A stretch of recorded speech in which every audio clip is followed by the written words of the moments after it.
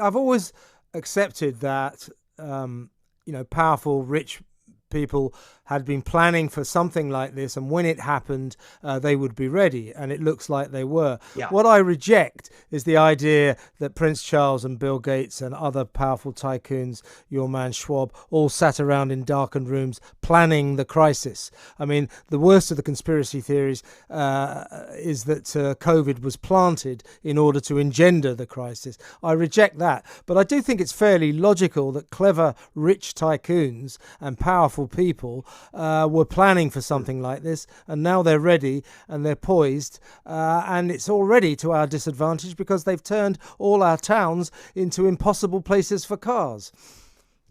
Yes, they don't sit around in darkened rooms because they are doing it at Davos, which is a meeting place of it's sometimes described as a place where billionaires go to lecture millionaires on how ordinary people live or how they should live. And this is what happens, that they fly in their private jets and they travel from the airport in their limos to these glorious hotels, none of which I'm sure have darkened rooms, and they get off on delivering these speeches where they've used code phrases like build back better, and they get reported enthusiastically in a lot of the media, and the media goes, oh, that sustainability sounds really great. It sounds like really eco-friendly. It'll save the planet.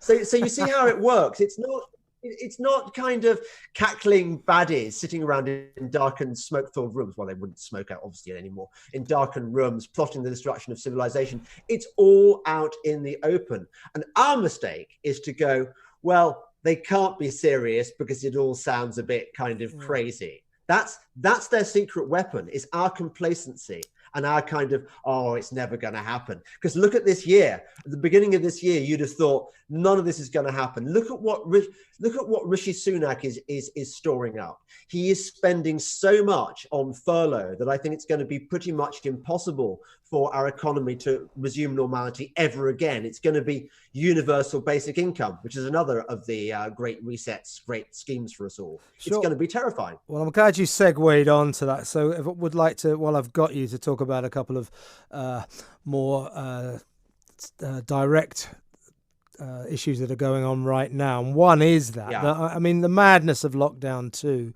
It doesn't seem to be me to be any valid legitimate information that justifies lockdown too. And then suddenly Rishi Sunak, Dishy Rishi, says, oh, the furlough scheme will go on till March. That will mean that millions of people have had 80% of their salary paid for a whole year. When is this going to stop? There's something crazy going on. I can't get a handle on it. And Your feelings? And also, Kevin, why aren't more people resisting? I mean, actually, I can almost answer that question. There was a demo in London last night, and the police, some of whom speak with accents which suggest they've been imported from other countries, maybe from countries where police are more used to being boot boys.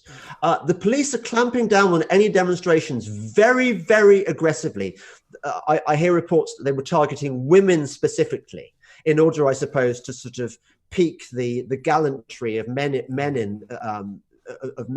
among the demonstrators, and perhaps generate more violence that the police could then crush aggressively. Now you compare and contrast the kid glove treatment of the Extinction Rebellion protest, which closed down London, And Black Lives caused Matter, of far course. more damage, and Black Lives Matter caused far more damage to property.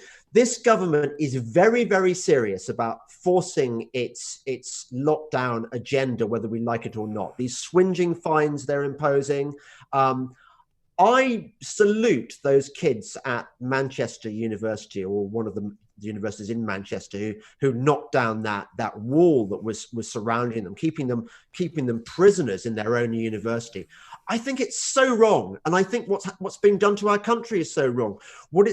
What the government's propagandists have done is created a wedge between those of us who believe in principles like liberty and proportionality, and the cowed section of the populace, which has actually started blaming people like me, people who are trying to stick up for our freedoms, and they're saying, well, if you'd worn a mask earlier and if you'd obeyed the lockdown more religiously, this wouldn't have happened. It's really scary. And it's such rubbish. I mean, you know, as a lot of people have been tweeted. So those face masks worked really well, didn't they? Got another lockdown. That first lockdown really worked well. Let's have another one. If the first one had worked, why would we need a second one? Why have we still got to wear face masks when it's clearly not working? I mean, there is something mad going on, and you're right, James. I urge all the listeners to at least be sceptical about what this government's up to, and we have to try to resist the stringent changes they're trying to make to what once were our free lives. Last point, James, just before you go, your feelings about America. I do not think this is a triumph for liberalism. I do not think that Joe Biden marks a brave new bright world. That election was far too close for that. America's very divided. I think the future's murky, not bright. America was always divided long before Donald Trump came along. These divisions have been with us for a very long time. It's just that they've come to a head now, and I think Donald Trump did a very good thing in bringing them to a head, because I think things had been unaddressed, and I think it's fairly clear that a huge chunk of America, if not perhaps the majority, I believe it was the majority, actually supports Donald Trump. And I think there has been massive corruption. We've experienced in this country the corruption of postal voting. I mean, it's very, very dodgy. It is dodgy. Yeah. In America, I think it's probably been even worse in this election. I mean, how can a doddery, senile man with a hard left woman as his running mate, how can he, with his appalling track record, have got more votes than handsome, charismatic, thrusting, young, dynamic Mr. Trump? Barack Obama did. I'm talking about. I think that definitely this has been stolen from Donald Trump, and I say finally, shame on all those alleged conservatives. And I'm calling you out because you're not really conservatives. You're demanding that Trump surrenders gracefully an election which has been stolen from him. Shame on you, because you are going to, if Biden does get in, you are going to rue the day. It's going to empower censorious big tech. It's going to be out of control. And Trump was your last chance of reining it in. I think the world is going to be an uglier, darker, less free place if Trump gets cheated in this election. And I hope he fights to the bitter end, because he's doing it for all of us.